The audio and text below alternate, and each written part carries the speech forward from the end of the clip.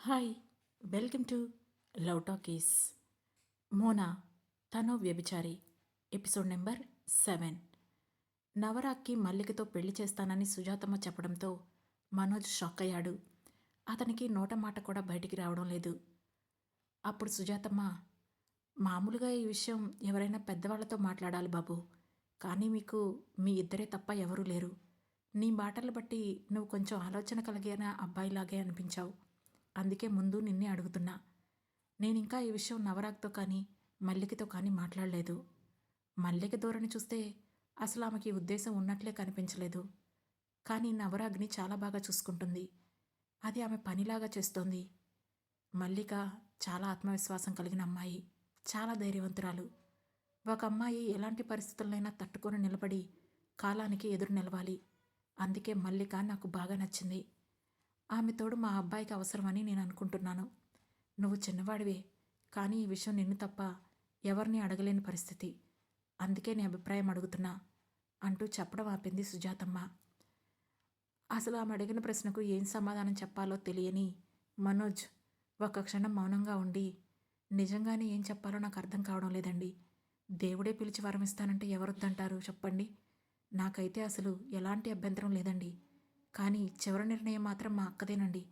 అక్క ఏ నిర్ణయం తీసుకున్నా నేను అక్కతోనే ఉంటాను అని చెప్పాడు మనోజ్. ఆ అబ్బాయికి అక్కపై ఉన్న ప్రేమను చూసి ఆమె ముచ్చటపడింది. సరే మనోజ్, అయితే నీకు ఏ అభ్యంతరం లేదు కాబట్టి సమయం చూసుకొని నేను మీ అక్కతో కూడా మాట్లాడతాను అని చెప్పింది సుజాతమ్మ. సరే అండి అన్నాడు మనోజ్. సరే పద వెళ్దాం, నీకు హాస్టల్కి వెళ్ళే టైం అవుతుంది అనడంతో ఇద్దరూ లేచి ట్యాక్సీ దగ్గరకు వెళ్ళారు. నవరాగ్ అక్కడే ఉండడంతో అందరూ ఎక్కగానే ట్యాక్సీ ముందుకు కదిలింది. రోజులు గడుస్తున్నాయి. ఒకరోజు మోనా సుజాతమ్మ ఇద్దరూ కలిసి సాయంత్రం మార్కెట్కి వెళ్ళారు. ఇద్దరూ స్నేహంగా ఉండే స్టేజ్కి వచ్చేశారు. ఏ విషయమైనా దాపరికం లేకుండా మాట్లాడుకుంటున్నారు. కానీ మోనాతో పెళ్లి విషయం మాట్లాడాలంటే ఎంత కాదన్నా మోనా ఎక్కడ కాదంటుందోనని సుజాతమ్మకు కొంచెం అనుమానంగానే ఉంది. మార్కెట్లో మోనా చలాకీగా కూరగాయల బేరమాటం చూసి సుజాతమ్మ నవ్వుకుంటోంది.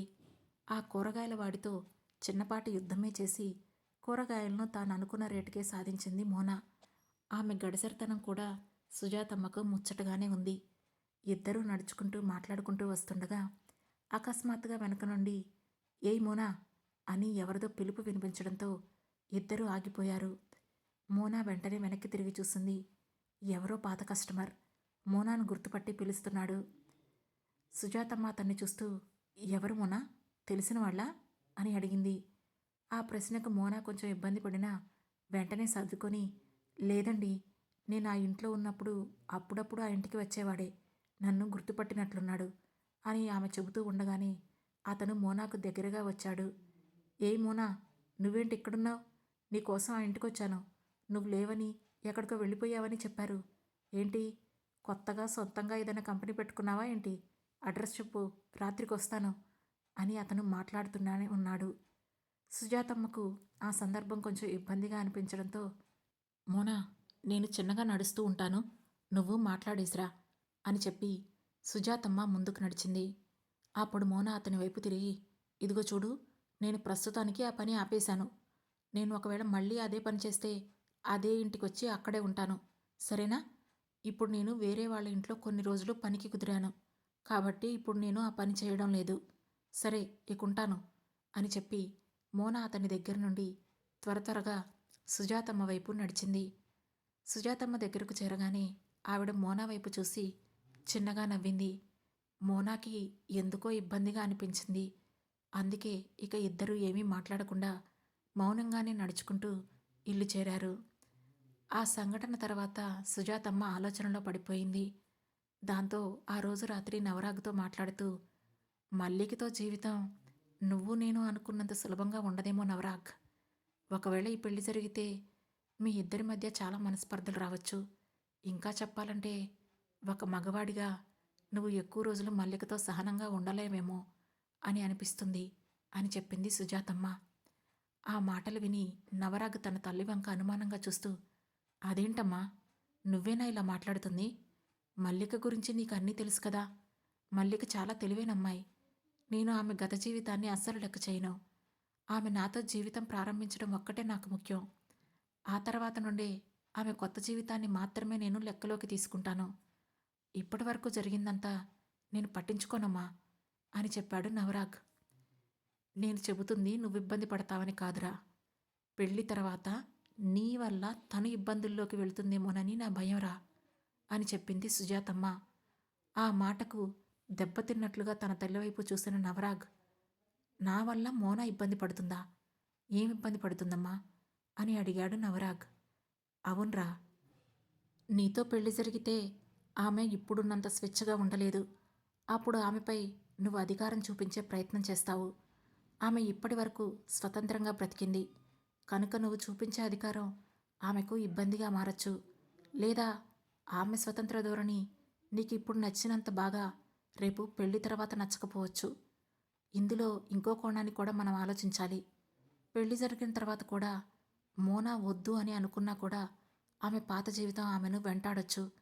అప్పుడు ఒక భర్తగా నువ్వు దానిని అంగీకరించలేకపోవచ్చు. కొన్నిసార్లు వ్యక్తులుగా మీ ఇద్దరి తప్పు ఉండకపోవచ్చు. కానీ సందర్భం అనేది కొన్ని అలజడుల్ని సృష్టిస్తుంది. వాటిని మనం ఎంతో ఓపికతో, ఎంతో పెద్ద మనసుతో సరిదిద్దుకోవాలి. ఇద్దరిలో ఏ ఒక్కరూ ఆవేశపడినా జీవితాలు తలకిందులైపోతాయి. అందుకే ఇంతలా ఆలోచించాల్సి వస్తుంది. నీకు ఇప్పుడున్న ఓపిక, ఇప్పుడున్న శ్రద్ధ ఆమె మీద ఎప్పటికీ ఉండాలి. నువ్వు ఏ కొంచెం మాట జారినా, ఏ కొంచెం సహనం కోల్పోయినా నువ్వు కావాలని కోరుకున్న జీవితం చేయి జారిపోవడానికి కూడా ఎంతో సమయం పట్టదు. నువ్వు 1కి 100 సార్లు ఆలోచించుకొని చెప్పు. అప్పుడే మల్లికతో మాట్లాడే ప్రయత్నం చేస్తాను. సరేనా అని చెప్పింది సుజాతమ్మ. అమ్మా, నువ్వు ఇంతలా చెబుతున్నావంటే నీ మనసుకి ఏదో ఎక్కడో నా విషయంలో తప్పు కనిపించిందేమో. అదేంటో చెప్పమ్మా, సరిదిద్దుకుంటాను అన్నాడు నవరాగ్. అదేమీ లేదురా, నేను నిన్ను ఒక కొడుకుగా మాత్రమే చూస్తే నీలో ఏ తప్పు లేదు. కానీ నేను నిన్ను ఒక మగవాడిగా కూడా చూసే ప్రయత్నం చేస్తున్నాను. అందుకే ఇలా చెబుతున్నాన్నవా, అంతే, ఇంకేమీ లేదు నాన్న అని చెప్పింది సుజాతమ్మ. అమ్మా, నువ్వన్నట్లు నేను ఒక మగాడినే కావచ్చు, కానీ నన్ను పెంచింది నువ్వమ్మా. నీ పెంపకంపై కొంచెం నమ్మకం ఉంచమ్మా అంటూ నవరాగ్ వాళ్ళమ్మ కళ్ళలోకి సూటిగా చూసే ప్రయత్నం చేశాడు. సరేనవా, నా బాధ్యత ఇప్పుడు నీ ఒక్కడి పట్ల మాత్రమే కాదు, మల్లిక పట్ల కూడా. ఆమె తరపున కూడా నేనే మాట్లాడాలి. ఆమెతో నీతో పెళ్లి విషయం మాట్లాడే ముందు ఆమె భవిష్యత్ జీవితానికి నేను చేసే ఈ పెళ్ళి పూల పందిరిలా ఉండాలి. అంతేకాని ముళ్ళ పందిరిలా మారి ఆమె మనసు బాధపడకూడదు అనేదే నా మాటల్లో ఉద్దేశం. ఒక ఆడదానిగా అది నా బాధ్యతనవా, అందుకే ఇంతలా మాట్లాడాను. అర్థం చేసుకుంటావని అనుకుంటున్నాను నాన్న అంది సుజాతమ్మ. నాకు తెలుసు కదమ్మా, నువ్వు ఆడపిల్లల గురించి ఎక్కువ ఆలోచిస్తావని. చిన్నప్పటి నుండి చూస్తున్నా కదా, నేనేమీ అపార్థం చేసుకోలేదులే. కానీ చివరికి కన్న కొడుకుని కూడా బోనులో ముద్దాయిలా నిలబెట్టి ఇంత క్రాస్ చెకింగ్ చేస్తావా?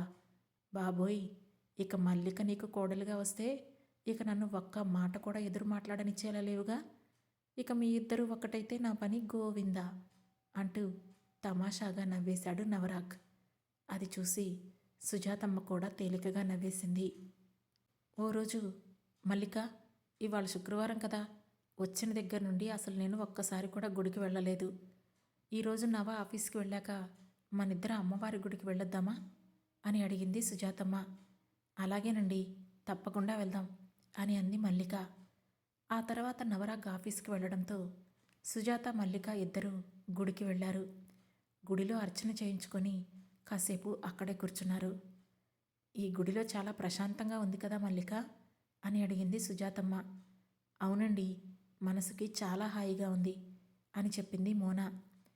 ఇంతకుముందు ఈ గుడికి ఎప్పుడైనా వచ్చావా అని అడిగింది సుజాతమ్మ. లేదండి, నేను గుడికి చాలా రోజుల తర్వాత వచ్చాను. ఎప్పుడో ఆశ్రమంలో ఉన్నప్పుడు వెళ్ళాను, మళ్ళీ ఇదే రావడం అని చెప్పింది మోనా. మోనా, నవరాగ్ గురించి నీ అభిప్రాయం ఏంటి అని టక్కున అడిగింది సుజాతమ్మ. ఆ ప్రశ్న వినగానే కొంచెం ఆశ్చర్యపోయిన మోనా వెంటనే తేరుకొని, సార్ గురించి ఎవరికైనా చెడు అభిప్రాయం ఎందుకుంటుందండి? సార్ చాలా మంచి మనసున్న వ్యక్తి. నాలంటి అమ్మాయికి ఇంత సహాయం చేస్తున్నారంటే ఇక చెప్పడానికి ఏముందండి? సార్ నా దృష్టిలో దేవుడు అంటూ కొంచెం భక్తిభావాన్ని ప్రకటించింది మోనా. ఆ మాటతో చిన్నగా నవ్వి, సరేలే మోనా, వాడిని నువ్వు దేవుణ్ణి చేయకు. వాడు మామూలు మనిషి. నిజం చెప్పాలంటే అందరిలో మానవత్వం ఉంటుంది. అది ఒక్కొక్క చోట ఒక్కొక్క రకంగా ఒక్కొక్కరి దగ్గర బయటపడుతుంది. ప్రతి మనిషిలో ఆ సమయంలో దేవుడు కనిపిస్తాడు అని చెప్పింది సుజాతమ్మ. ఏమో అండి, నాకు మాత్రం నా దృష్టిలో ఎప్పటికీ సార్ దేవుడే అని చెప్పింది మల్లిక. సరే గాని పెళ్లి గురించి నీ అభిప్రాయం ఏంటి మల్లిక అని అడిగింది సుజాతమ్మ. ఆ ప్రశ్న విని ఒక్కసారిగా షాక్ అయింది మోనా. తానేమైనా తప్పుగా విందేమో అనుకొని, ఏంటండి మీరేం అడిగారు, సరిగా అర్థం కాలేదు అని మళ్ళీ అడిగింది మోనా. అదే మల్లిక, మామూలుగా పెళ్లి గురించి నీ అభిప్రాయం ఏంటి అని అడుగుతున్నా అని ఎటో చూస్తూ అడిగింది సుజాతమ్మ. ఆ ప్రశ్నకు మోనాకు ఏం సమాధానం చెప్పాలో అర్థం కాలేదు. దాంతో, అసలు ఆ విషయానికి నాకు సంబంధం లేదు కదండి, అందుకే నాకు దాని గురించి ఎలాంటి అభిప్రాయం లేదండి అని చెప్పింది మోనా. సంబంధం లేదా? అలా ఎందుకు అనుకుంటున్నావు మల్లిక అని కాస్త ఆశ్చర్యంగా అడిగింది సుజాతమ్మ.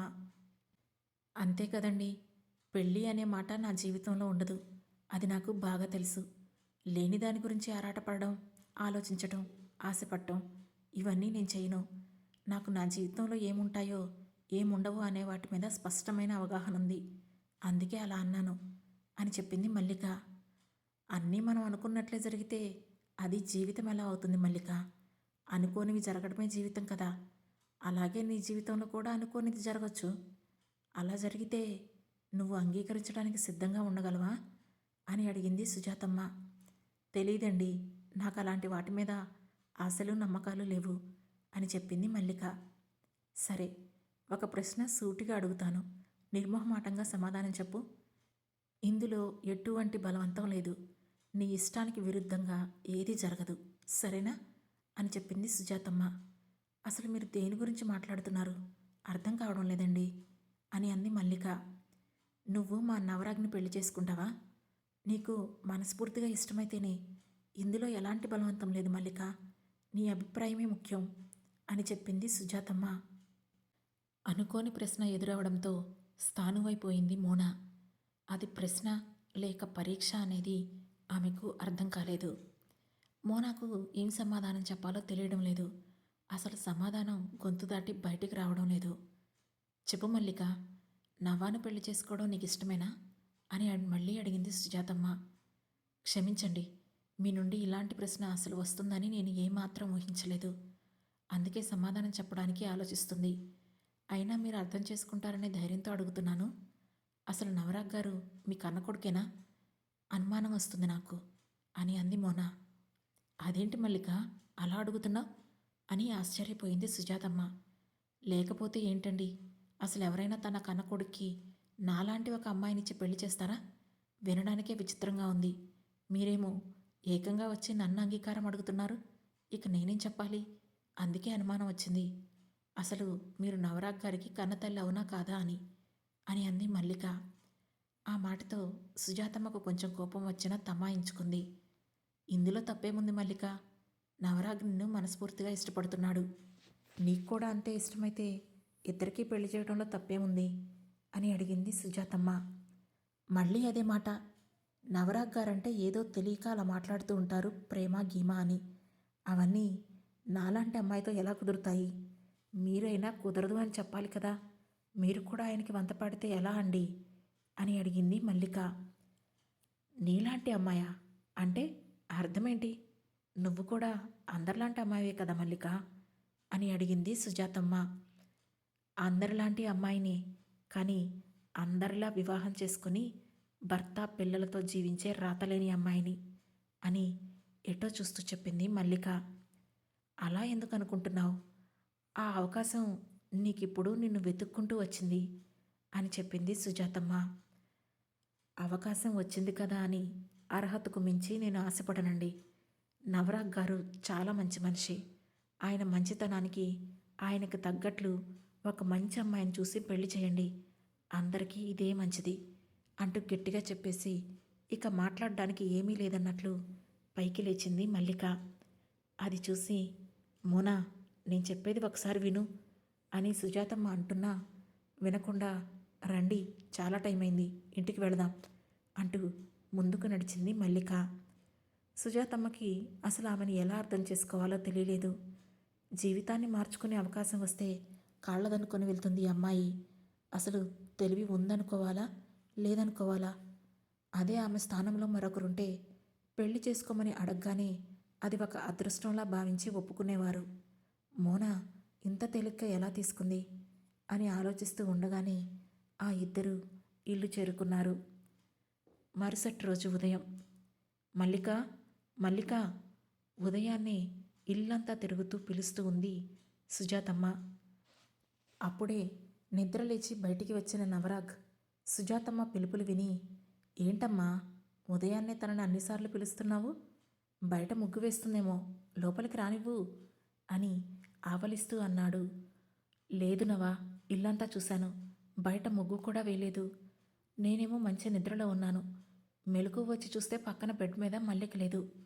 సరే బయట ఉందేమోనని చూశాను, కనిపించలేదు, అందుకే పిలుస్తున్నా అని చెప్పింది సుజాతమ్మ.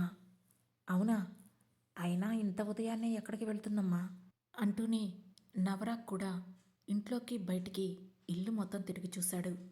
ఎందుకో అనుమానం వచ్చి, అమ్మా మల్లిక బట్టల బ్యాగ్ ఉందేమో చూడు అనడంతో సుజాతమ్మ కూడా కంగారుగా గదిలోకి వెళ్ళి మోనా బ్యాగ్ కోసం చూసింది.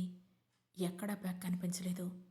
దాంతో కంగారుగా బయటికి వచ్చి, నవా బ్యాగ్ లేదురా అంటే మల్లిక ఇల్లు వదిలి వెళ్ళిపోయిందా? ఒక్కటే రాత్రిపూట ఎలా వెళ్ళింది, అసలు ఎక్కడికి వెళ్ళింది అంటూ కంగారు పడింది సుజాతమ్మ.